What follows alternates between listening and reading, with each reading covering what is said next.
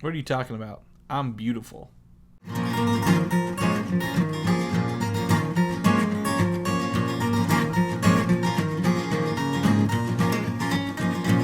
modern podcast where Chris and Mike talk about TV, movies, superheroes, and everything in between. It's time for Superhero Slate. Hello, everyone, and welcome to Superhero Slate, the show where we run down the latest superhero entertainment news. We love TV, movies, and superheroes, so let's talk it all out. My name is Chris Dillard. And my name's Mike Royer. And this is a spoiler cast for Suicide Squad, or our Squadcast, if you will. Squadcast, you just had to throw that in there, huh? I definitely can't talk right, and I accidentally called it a Squadcast yesterday, referring to this, and I'm like, that's going to stick. I love it. So that's it. So just this is actually my second quote-unquote spoiler cast for Suicide Squad this week.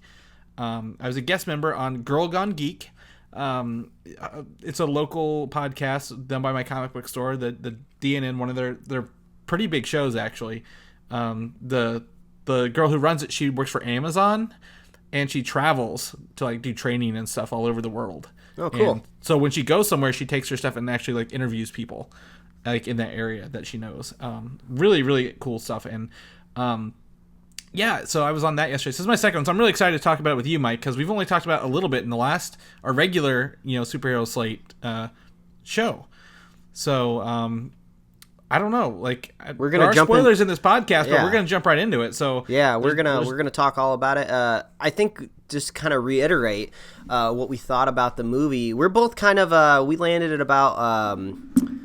I think we said 4 out of 10. Yeah, that's kind of how we're feeling. We both agreed that the backlash is a little ridiculous. I think it's doing a little worse than probably it should. Well, I guess no. The backlash should be the other direction. I think both sides are taking it too far. Yes, there's. This is a very polarized movie, as they'd say. Yeah. So I mean, there are people coming out like, oh, I don't know what you're talking about. This is a great movie. It's not a great movie. No. This is a below average movie, and we're going to talk about why it's a below average movie. But I also don't think it's an abomination. I don't see a lot of those. You probably see more of those than I do. I don't think it's an abomination of a film. I actually, if I'm going to rate it DC movie-wise, I would watch this one before I'd watch any of the other two DC Cinematic Universe movies.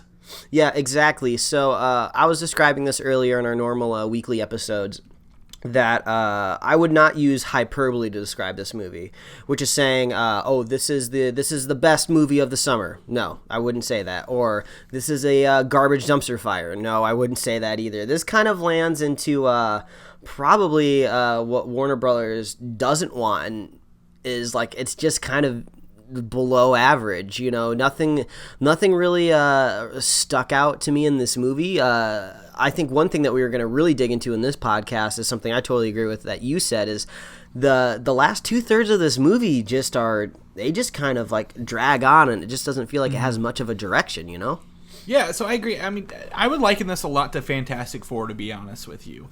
And not so much in the quality, but in terms of how the pacing is set out. Mm-hmm. So just to give a little bit, I'm going to talk about the story of this movie a little bit and how much I was right that the Enchantress is the villain. Yes, I definitely wanted to give you props this week on that. You called that pretty early into the life cycle of the marketing, where you were like, yeah, the Enchantress isn't popping up in any of this marketing with all these other people. I think the Enchantress is going to be the villain. And you were you happy you got your wish? Yes and no. So we got the Enchantress, and we also got her brother, who was not mentioned in the film by name, but is actually the character called Incubus, not the band, sadly enough. But the Enchantress is a succubus, and he is an incubus. I guess that's the way this mythology works. But he kind of looks like the Destroyer armor from Thor a little bit. Yeah, that's what my wife said. She was like, that thing looked like the thing from Thor. And I was like, yeah, it did. And he's just a big, tall CGI dude who maybe had a couple lines of dialogue. He was just all muscle and nothing else. And I feel like, I don't know, I really had high hopes for the Enchantress, but the way they did her voice as well sounded really weird. Yeah, and not to mention that bizarre dance that she did when her brother transformed her into that second, more goddess form. Yeah. I don't know who on set told her, go up there on that pedestal and wiggle around like you got a hula hoop on you. That was just ridiculous. I could not take anything serious when she was doing that. I was like, what the fuck am I watching? Yeah, I don't know. It's very, like, the villain parts of this are kind of actually pretty weak. Overall, for a movie full of villains, so to speak, I think so. But the story is there's the Enchantress has always been in Amanda Waller's pocket, apparently for a very long time, and she wants to break free because she doesn't like being controlled because Amanda Waller has her heart. There's some metaphor in there, I'm sure, about having the Enchantress's heart, but. So she gets away, opens up her brother. It seemed a very convenient time to have her do that, even though she's always been there. Yeah, it seemed like she could do that at any point in time, and we just happened to do it now. Yeah, and then so when she does that, her brother gives her power, so she doesn't need her heart. And he's there, and they're building this machine, which is another big machine to a portal in the sky. Yeah, portal in the sky trope is pretty... And so the city's evacuated and is closed down, and then the squad is sent in to extract a target. Actually, not take down the Enchantress. They're sent in to extract a high-value target, which turns out to be Amanda Waller in the middle of the movie. And I'm like... Yeah, which was kind of sad because I was expecting like some sort of maybe reveal. You know, like we'll talk about it a little bit earlier, but we got a little bit of a reveal of a Justice League hero at the very beginning of the movie, which was unexpected. So I was like, oh, who's going to be this person behind the door? They're kind of building this up. And then the scene cuts to just Rick Flag just having a conversation with Amanda Waller. I almost thought we jumped scenes or like we had a flashback or something. Yeah. So I was like, what? Oh, it's just her? Like, what the fuck? Why? I don't understand. And then why didn't she leave the city? Yeah, and then she just kind of walks out of the room like, oh, not a big deal, nothing's happening, and they were kind of mad, but not really, and I was like, what the hell is going on here? Yeah, okay, so that's the story's pretty straightforward, actually. I get the story. The plot line is great, however, there are some nuances throughout that don't make sense. So whenever Amanda Waller... her plane gets shot down, or her helicopter gets shot down, and she gets abducted by the Enchantress, so she can learn her military secrets. The squad has to go save her and kill the Enchantress. That's the story of this movie. I don't think it's pretty straightforward, actually. I mean, it's kind of like a Black Hawk Down full of anti-heroes, if you will. I don't know. I didn't hate it. I didn't hate the overall story, but how they presented it to us is where my problems come in at. Yeah, so I think the best thing to do is kind of start here at the beginning of the movie. Yes, the first third is fantastic. The hyper visuals, the stylization, these little vignettes of all the characters, how they got caught, their powers. I don't know if I would go as far as fantastic. I think maybe in comparison to the rest of the movie. It is the best part of the movie. Let me clarify. It is the best part of the movie. However, it leans a little heavily to the Deadpool side of things. Like, it feels like they're going out like wacky as in Deadpool, but like it doesn't do much other than just serve as vignettes. I mean, I was very conflicted with the beginning of this movie. So one thing that I really liked about the beginning was it had kind of a very kind of like Scott Pilgrim-y feel at the beginning. You know, when we got the villains show up, they got their own little title card in the movie. They got their own little descriptions. We had like these fun sound effects when things would happen. And I was just like, oh, this is kind of cool. They're going for kind of like this hyper visualized, like contextual stuff on the screen. I was like, this is be interesting. I was kind of hoping that they would double down on that, just carry that through the whole movie. Nope, that's just at the very beginning. We don't get any more of that. So all that kind of cool stuff is at the beginning. Yep. It was laid over the top of this very bizarre and very lazy way to introduce the characters of this movie. And it was basically Amanda Waller goes to dinner and flips through her binder, points at a picture, and we get 15 minutes of the most important characters, 5 minutes of the mediocre characters, and then later we get like 2 seconds of Slipknot, which I just think is just funny the way that is all dispatched later on, a couple minutes into that scene. But yeah, it was just lazy. I mean, it was just all we got from these characters were flashbacks and just like feeding them in a prison. And popular music over obnoxiously loud popular music tracks that had nothing else to do with the movie. Yeah, and it's like someone was trying to make a music video for each song that was playing. Yeah, and hopefully this doesn't seem like too frenetic. Hopefully it doesn't seem like we're jumping around too much. But since you just brought up the music, I thought it was like the worst decision ever to put a song in this movie that was straight from Guardians of the Galaxy. Spirit in the Sky? Spirit in the Sky. Yeah, so I'm not... Guardians of the Galaxy doesn't own that song. You know, they didn't invent it. It was not actually in the movie. It was only in the trailers. But no, but Spirit like in the why? Sky is only in the Guardians trailers. Yeah, but I don't understand why why anybody would want to draw that comparison over at Warner Brothers. Like, no, I agree. This is very much if Deadpool and Guardians of the Galaxy had a baby, but that baby like wasn't very smart, this is what that would be. Because it's just like I'm in this movie, and then it's just like, oh, okay, you want me to now start associating this movie with literally one of the best Marvel movies over there, and they definitely did better at the Band of Misfits than this did.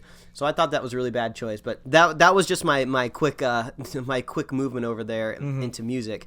But yeah, back to the beginning of this movie, I thought, what a poor way to introduce these characters of just doing these lazy flashbacks. And then, well, don't worry, we'll make it entertaining because we're going to throw Batman in there. So I thought that was a little ridiculous. Well, so Batman felt shoehorned into a lot of this. Like he was like an afterthought because Batman's popular. But I will say the better cameo was the Flash, because I think even though as small as he was on the screen, it felt natural and he looked kind of cool. Captain Boomerang. Yeah, and that kind of fits with since he is a kind of a Flash villain. That does make kind of sense. So that was a welcoming cameo. I wasn't expecting to see the Flash in there. We didn't really get any of him in Justice League outside of a QuickTime file. But I just don't understand why Warner Brothers can't figure out how to introduce characters in a movie. It's either in an email attachment or it's just in a lazy put together flashback. Mm-hmm. So even though the beginning of the movie did kind of get the ball rolling, we didn't have any sort of like weight to get into it. I just thought that was really lazy. So yeah, but it's the better part of the movie. So this movie started off like being fired out of a shotgun, really quick and really messy. But I was like, okay, they're gonna keep this momentum up until the end. But you're right, it's like a parachute launched like on like a drag car, and it just stopped the movie as soon as they landed in the city, and the actual story started moving. I just once they got in the city, it just dragged out. Like, okay, they're fighting little like multi-eyed black-headed creatures in the city, and a lot of characters got a lot of spotlight in here, but I didn't care for any of them except for Diablo. Diablo is the breakout character in my opinion. He had a little bit more, I guess I would say an arc. If you will. Yeah. He kind of through flashbacks, he was a bad guy, and then he was kind of a guy trying to seek redemption, and then when he got into the squad, he redeemed himself in a way. He was a little bit more of an interesting character. I thought at least Deadshot was charismatic, but I think that comes down to just the fact that it's Will Smith. You have this all-star actor in your movie. Deadshot didn't really you're going to change. break him out. Deadshot really didn't change. I'm not saying he had an arc. He was just charismatic. He was, and in the same way with Harley Quinn, her neuroticism was well done. I enjoyed her. Of course, her and Will Smith had the biggest, amount of screen time there. Another character who kind of got the shaft. I think Captain Boomerang got the shaft, and Katana got the shaft in terms of screen time and how cool they were. She had a sword that captured the souls of her enemies, but she never used it. No, and Katana almost seemed like a joke. Like, whenever Katana was on the screen, they would always undercut anything that she said or did with a joke. They would cut to her flashback and be like, they would say like, oh, you better be scared of her. That's a dangerous sword she's got there. And then Harley Quinn undercut her by saying like, oh, like something like, is that cologne from the smell of dead something. I don't know. I don't remember. It was so weird. But yeah, Katana never really got to be a serious character even for a second. Like she was always kind of she was always like bending over like in a corner like Smeagol, like talking to her sword, like talking to her dead husband. It was just so weird. It's like she was a joke. Yeah, definitely got these. Captain Boomerang did have a couple funny parts, but like I wanted to see more of him. I hate Jai Courtney, however you say him. I hate him. Like something about his face just makes me want to punch it. I always say this. But like I would have loved to see him take this role and just be crazy with it. Like actually be the true wild card throughout. Yeah, it was kind of weird though, seeing this movie where all these characters kind of for the most part have sensible weapons, I would say. Even though Harley Quinn was kind of useless most of the time, she at least kind of knew some hand-to-hand combat and had a bat. It was just kind of bizarre seeing a boomerang get thrown around, you know? It's hard to take it seriously. You know, Captain Boomerang is a character that kind of, even the CW was like, let's kind of get him off of this out of one show. He's not going to be anything that's reoccurring over here. So it's kind of hard to take a boomerang seriously, especially since, the villain from Australia, give him a boomerang. The Asian girl, make her a samurai, give her a sword. You know, so it seemed pretty stereotypical there, but Rick Flag with his American Southern drawl. Yeah, it's like how I'm America. Yeah, like how more on the nose can you put all this? So it was kind of hard to get on board with the boomerang, but I liked his character. So I think the point I'm getting at when I bring this up is I like the movie when the characters were fun and enjoyable. Like so, those moments didn't come very often. I felt like, or if they did, they weren't that good sometimes. There were a lot of highlight shots. Like every character got a scene to shine in, so to speak, with another character, and that was it. But I mean, overall, Killer Croc, the other one we haven't talked about yet. I think he was okay as well. I think he did great. With kind of what he was given. Like he didn't care that he looked like a crocodile. He was like, I don't care. Like I know what I am, and I'm just going to go with it. And I enjoyed him. Yeah, we didn't really get much backstory from him because I felt like as you move down the line, you just get less and less from the characters. So it's kind of like you just kind of can really focus. You can really pinpoint where David Ayer wanted to concentrate on. So it never felt like a true ensemble movie where kind of everybody was lifted. Yes, but the last character that we really haven't talked about here yet is the one that probably a lot of people are going to be talking about, and that's the Joker. Yeah, that's a big point of contention, I think, with this movie. It's a glorified cameo. He did nothing to you keep his flashbacks with Harley, showing how she became Harley Quinn, and you keep the scene at the end where he breaks her out of prison, but everything else in between had no effect on the movie as a whole. Yeah, exactly, and that's pretty much repeating, what my wife said to me too. She said the same thing. Like, if you take Joker out of this movie, it changes absolutely nothing. And we were crossing our fingers, and we had these theories that he was going to be the villain. Like the tattooed man showed up in one of those flashbacks. Yeah. And like, oh yeah, this is where he's gonna hire the tattoo man. This is gonna mess some shit up. You know, the Joker's really coming to task here. Nope. He just shoots him in the head for playing these weird games with his brain. Like the Joker, I don't know. So I felt like under the right hands, Jared Leto could have been an amazing Joker. You know, he's coming off the coattails of Heath Ledger, who played one of the best Jokers we've ever seen. Obviously, we're not going to get the exact same interpretation, and no one can expect that. I enjoyed his interpretation for the most part, but I felt like he was just never wrangled in. We never got to see the mastermind that the Joker is supposed to be. The Joker is always supposed to be the guy who's a step ahead of everybody, and since he's a step ahead of everyone, he has the luxury of being ridiculous and being just out of bounds, which kind of makes it an even playing field. And I felt like we never really got that. He was just kind of running around like, no, I'm just looking for Harley. You know, I don't really care what the Enchantress is doing over there. I felt like a real Joker would have tried to get in that same room with Enchantress and try to raise the stakes. You know, we never really got that. So I felt like Jared Leto really could have been something amazing. So I don't think it's his fault. I think it's the story's fault and the director's fault by the end of the film. I can't blame him because this is the first time we've seen a pretty Joker. He's not scarred in the face. Like he's supposed to be a sexy Joker, if you will. a very hot topic Joker, if you look at him. Because if you go back to Nicholson was the gangster, Heath Ledger was the anarchist, and then this one is I think he's truly a psychopath in this movie. Yeah, and I think that makes sense, though, to kind of quote-unquote make him the pretty boy, because if you're going to introduce kind of this love story, I think it makes it a little bit more believable. I don't think I could have believed anybody would fall in love with Heath Ledger's Joker, just because, they kind of made him look like a monster, which worked well for the film. So if you're going to bring in kind of like a love story component, I think it makes sense to make him a little bit younger. Yeah, but I mean, again, he was truly, I think this version is truly a psychopath. I had no idea what he was going to do anytime he was on screen. And I think that was a little, like, there were glimpses of the Joker playing the long game, but he never did. And I always imagined the Joker playing the long game, like, or what he's going to do to get at Batman. That's really all the Joker lives for, is to be the antithesis, I don't know how to say that word right now, of Batman, and just cause, chaos, so to speak. And he didn't really do a lot of either of those.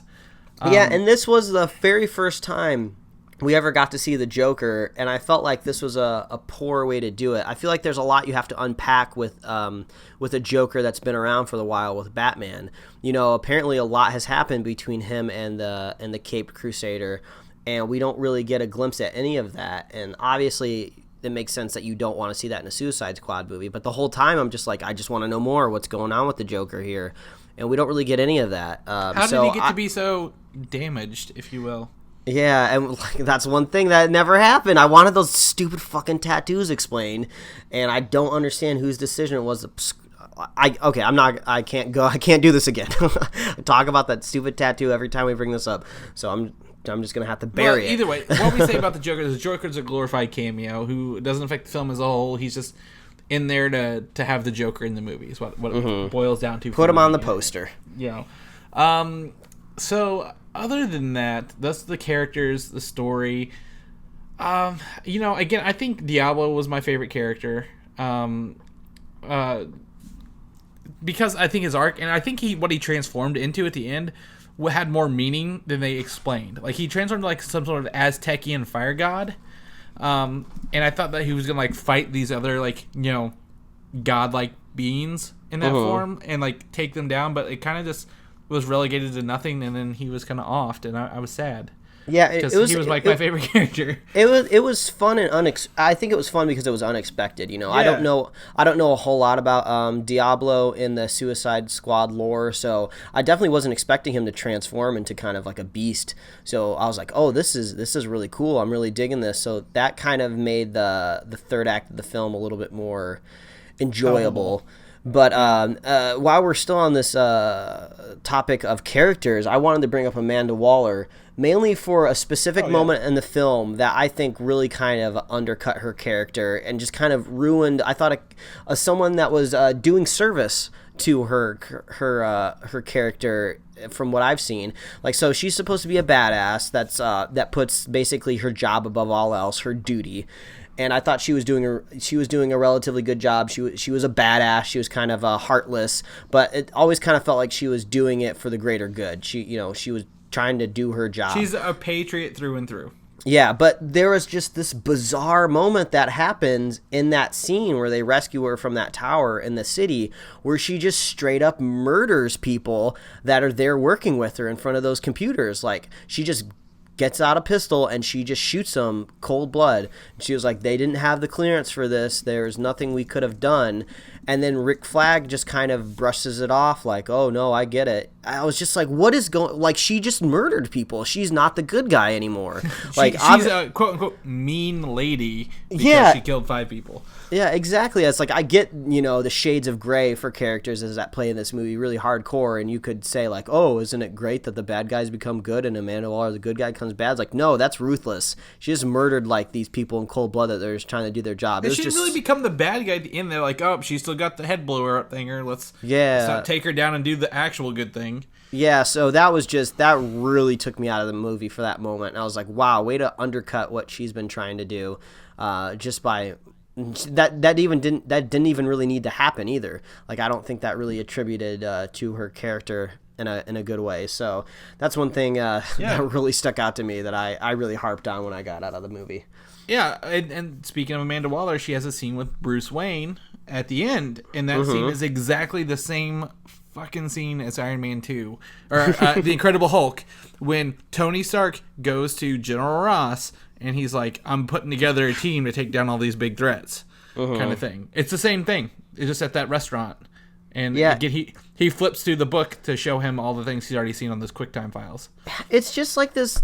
It's just this weird thing with Warner Brothers in general. And then I'm just gonna have to talk about this. And if people want to call me a Marvel fanboy, they can do it. I don't really care.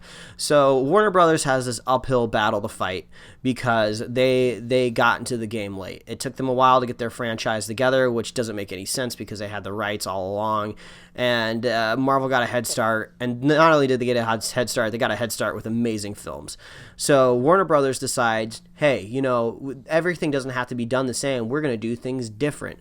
We're going to start off. Our second movie is going to be a team-up movie. Our universe is going to feel darker. We're going to do things differently. But guess what? They end up turning their backs on all of that different, and they're trying to do the stuff that Marvel is doing now. They're trying to get their team-up movies going as fast as possible. So we're not going to introduce anything.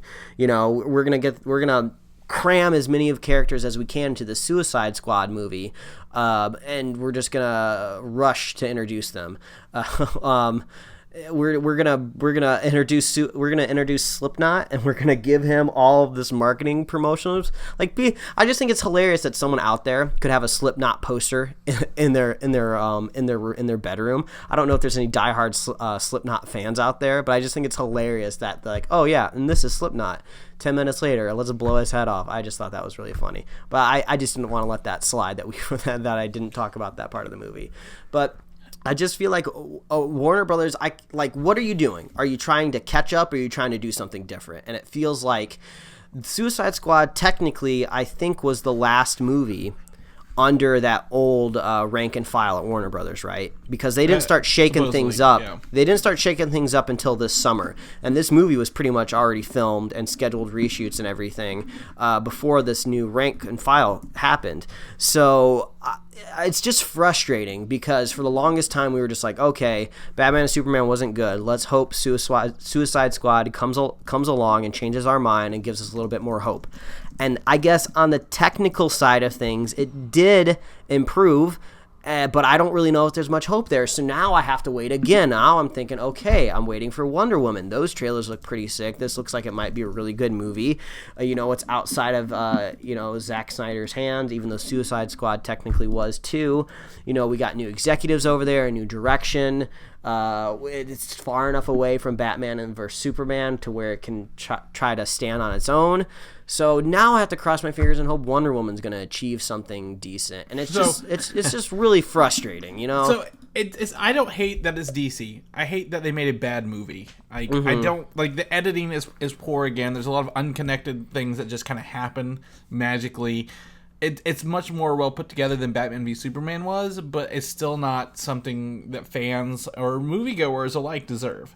It has nothing to do with the characters. Like, I felt like if we were in an alternate universe where Disney got the rights to the DC line and Warner Brothers got the rights to the Marvel lines, they would have fucked up, because it doesn't have to do with the characters themselves. It doesn't have to do with, oh well, I wish these DC characters had the same superpowers as the Marvel characters because it'd be easier to make the movies. That's not the case. It's just like there's better decisions and being made over at Marvel, and there's worse decisions being made over at Warner Brothers. Like that, that's just what it comes down to. They're just not achieving what Marvel's achieving, and it just gets more and more obvious. This is their third movie now, and they're nowhere near where Marvel is when they were at their third movie. So it's just like, even then, their third movie was Iron Man 2, and it's not the best Marvel movie, but nobody vehemently hates it or detests it or starts petitions to shut down Rotten Tomatoes because of its review. Yeah, score. Exactly. And I think this is just what's always going to bring up the controversy and the discussion. It's just like you don't often have two things on opposite ends of the fence fighting each other that are so similar. DC and Marvel are both comic book companies that make comic books about superheroes. You know, they've been battling each other for way longer than these movies ever have been. But even they at times have come together and done crossover comics. And, you know, people just like reading comic books, so they'll just buy whatever's fun. I think you'll find a lot fewer people out there that are so polarized on DC versus Marvel comic books than you'll find when it comes to these movies. So yeah, it's just like you're always gonna be comparing the two studios. You're always gonna be comparing the DC and Marvel movies. There's no way around it, which is unfortunate. But I don't know. Sometimes I think it's kind of fun. Yeah, but again, I try not to compare them. Like, I hate to do it because by its own, Suicide Squad, you know, compared to movies in general, just it's got some moments, but it's not got a whole thing. And that's why I just can't recommend this to people to see it in theaters. And I don't know, the box office numbers say good things, but it's losing legs already on the first weekend. So we're gonna have to see where this goes. And they kind of set up for a sequel, but there's no sequel on the DC cinematic schedule. And I know they can change it, but like, why would they set it up for a sequel but then not announce a sequel like the day of or at the end of the movie? Like Guardians did. Guardians announced a sequel the day the movie came out. Mm-hmm. At the end of the movie. That's how everyone finally figured it out. So I'm kind of like, what's the future of these characters? Are we going to see more of them? Are we not going to see more of them? Is this it? Are they one and done? Like, I don't know. Yeah, and I think a lot of the conversation comes from the fact that if you get a bad Suicide Squad comic, you know, there's a chance that maybe after 5 issues the writer could change. Maybe after 10 issues the artist could change. You know, there's a good chance in a year you could be getting more good Suicide Squad storylines in your comic book. You know, the damage isn't so permanent or so long lasting. But when you look at it this way, there could be like a really die-hard Suicide Squad fan out there before this movie ever came out. They've just loved the comics. They've loved all of these villains, these anti-heroes. They just can't get enough of this squad. And then the movie comes out, and it just doesn't live up to their love and fandom for these characters. But they realize, I might not ever see a Suicide Squad movie again, or if I do, it could be a long-ass time before anyone ever gets it right. So maybe now I need to defend it so people understand that I like it. So I think the stakes are sometimes higher with movies because a lot more money goes into them, and if shit's not done right, it might be a long time until your hopes are ever answered. So sometimes I think you got to latch on to what you have, and that causes trouble too. Yeah, and don't blame the critics. Yeah, don't blame. They're people too. The last thing I want to say, and this is back to Wonder Woman, because I didn't get it in there. The director of Wonder Woman says that this movie was great and amazing, and she loved it. Doesn't give me any hope for Wonder Woman. So, well, I think again, she could have been paid to say that, and they had a gun to her head. But I mean, technically, the people that made Suicide Squad is the director's coworkers, and you don't bash your coworkers out in the public light. So, well, you don't have to bash it. You could just be like, it's a movie. Yep, yeah, it's definitely a movie. So I think they're contractually obligated to only say positive things about Warner Brothers movies. But yeah, I don't take that with a grain of salt. I take that with like a giant 25-pound bag of like rock salt. Mm-hmm. So yeah, anything else you want to add, Mike? I think we've kind of hit all the points here. Yeah, I guess just to review, I was disappointed, but I could say I was at least slightly entertained. I wouldn't say don't see this movie. You know, if you can get maybe a cheaper matinee ticket, maybe go give it a shot. I think I could echo what you said. Maybe wait until it's released digitally to check it out. I also have a feeling that there's probably going to be an extended cut. You know, I felt like sometimes I could really feel those reshoots. I could feel where the jokes were added in sometimes in the film, which was hard to look over. But I don't know. Warner Brothers might get me again with this extended release. I might have to see if it gets any better that time around. But this movie didn't make me mad. Batman Superman made me mad. This movie was a slight bit of an improvement. So as long as we can keep this trend going, you know, as long as the movies get better. So I guess I can hold on to hope that they're getting better. Yeah, I'm gonna have to go with I'm offended, Mike. Oh wow, okay. But it's one of those like I'm offended because I'm not gonna go watch it again. But at the same time, it's like I didn't hate it as much as Batman v Superman. I'm not. I don't know. I'm offended for people who wanted a good movie and didn't get one. Like I feel bad for those people because this deserved a good movie, and they kind of, I don't know whether it be studio intervention, a rush timeline, whatever the newspaper articles may say is the excuse. It deserved a better film, and we all did. So that's why I'm offended. Not because it personally offended me. I'm offended for everyone else out there who deserved a better movie. So, well, yep. I think that's a wrap on Suicide Squad, and it's technically a wrap on the last superhero movie of the summer. This was a pretty crazy summer. We have a plan to do kind of a summer movie review where we're going to talk about kind of the summer in general and some of the movies that we missed. Maybe you saw something, maybe I saw something you didn't see. So we're gonna mix that up towards the end of the summer and talk about those things. But I think the next superhero movie, and I think the last superhero movie of the year, is going to be Doctor Strange in November, right? Yeah, and I don't know. Sometimes I include Star Wars in this. So we also have Rogue One. Yeah. But I guess that's just technically spoiler cast and not superhero movies. But I don't know. Star Wars is gray territory sometimes. But yes, so that's what we got. We just have Doctor Strange and that's November. So we've got a couple months here. However, TV shows are starting back up in September. We have Luke Cage to look forward to as well. And so I think we'll have some time to kill there, but it's definitely not the highest note in the summer. Yeah, which is unfortunate, but honestly that kind of happens.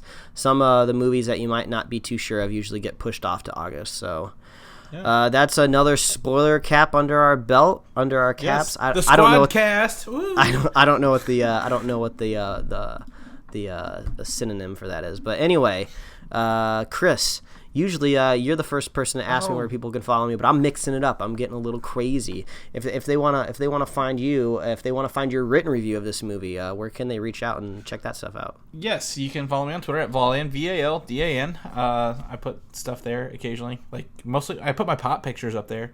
I like my pop vinyls, and then you can find my written review at comicui.com. I have been writing it in my head, and I just haven't had time to sit down and actually do it. So. That's my fault. But, oh well, it'll be up there probably tomorrow, hopefully, knock on wood, as soon as I get these 2 shows edited. What about you, Mike, if people want to know what you're up to and all those things that you're doing and comics and whatever it is Mike does? So eloquently spoken. Well, you can follow me. Definitely, Mike, definitely. Definitely, wholeheartedly. You can follow me at Mike Royer Design on Twitter and Instagram, and you can read my webcomics at pickledcomics.com. And I wanna see Chris read these last bits of fun. Usually I'm the one that's hitting these, and I'm not saying I'm trying to change the formula, but sometimes it's fun to mix it up a bit. Oh man, we just watched a movie that tried to not change the formula, Mike, so we can do it. As always, please visit superheroslate.com. That's where you can find all our episodes, including show notes. You can also find us on iTunes, YouTube, Google Play Music, SoundCloud, Stitcher, Tumblr. You can subscribe to us via email and get it straight to your inbox. You can also like us on Facebook and follow us on Twitter for up-to-the-date stuff. Sometimes not just our episodes, but stuff we find interesting, like the upcoming Rogue One trailer we'll probably share this week. And, if you want to be a super fan, you can share the show with a friend. That's really all we want to do, just have more people listen to us and tell us how wrong we are on the spoiler cast. That's what I look forward to every week. So, Mike, did I hit all the notes there? Well, Chris, I'd give that a solid 4 out of 10. Goodbye, everybody. Oh, later. Thanks for listening, and don't forget to subscribe. Just make more noises.